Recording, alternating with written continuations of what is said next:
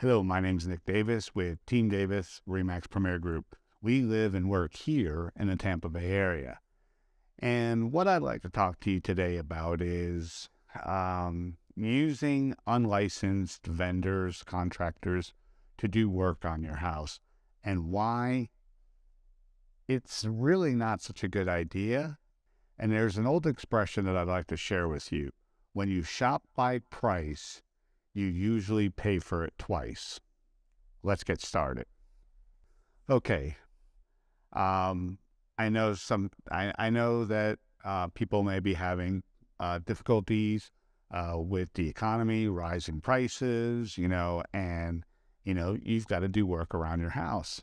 And so recently had a couple clients who called me after the fact, and they used unlicensed people to do work around their house.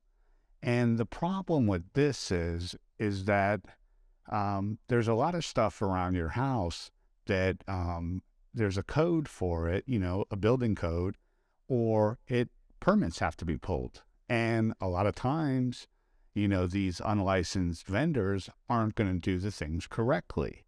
And so then when it comes time to sell and something's obviously been replaced and there's no permit pulled, well, the buyer can say, listen, I want to make sure this was done correctly, or it may be something that's uncovered during a home inspection, and those things would have to be taken care of prior to closing.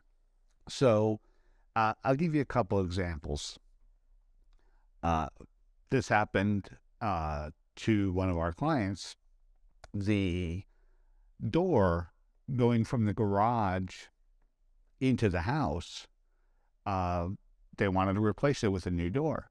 It was just a plain, smooth, flat door, and they wanted to get the little cutouts on it. And so they hired somebody, and they came and put a door in, and they thought it was fine. Well, the door going from the garage into the house is supposed to be a fire-rated door, and this handyman just put in a regular, bedroom door. So they paid for the door, which is about $300-400. They paid for the handyman to install the door. Then they had to go buy a new door, which was about $600. And then it was about $250 for Lowe's to do the install. So you can see just in that example, they paid for that door twice by shopping by price. The other big thing is permits. Things are supposed to be inspected by the county. And like I said, not having those things done. But when the house is being inspected, the inspector may uncover, hey, this hot water heater was replaced in 2022, but I don't see any permit for it. Well, then you'd have to pay for what's called an after-the-fact permit. And there's companies here who will do those after-the-fact permits, but it's going to come at a cost because they have to do extra work to verify everything was done correctly, and they're putting their name on something that they may not have been a part of the replacement or the work itself.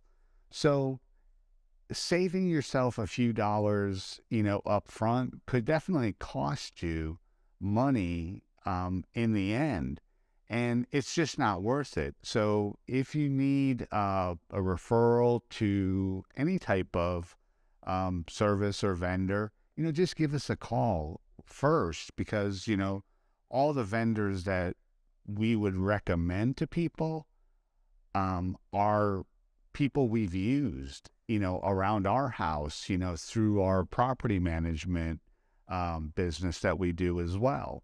So, it's always better to get a recommendation because, people can pay for ads on Google. So, just doing a Google search of, best plumber in Tampa doesn't necessarily mean you're going to get the best plumber.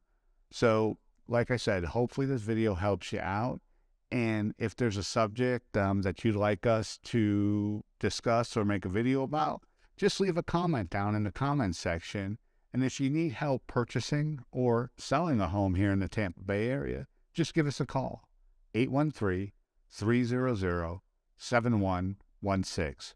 Talk to you soon.